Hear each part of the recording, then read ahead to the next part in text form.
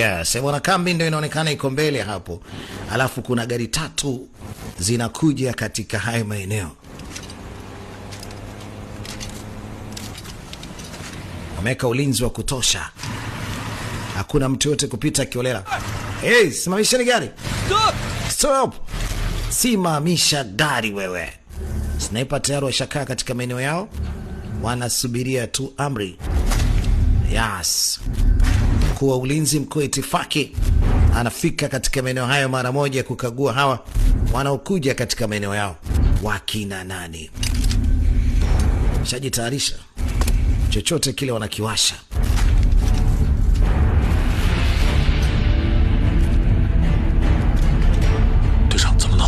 Captain, sulia kama ulivyo, usio na wasiwasi. Alikuwa naomba tu kuruhusiwa.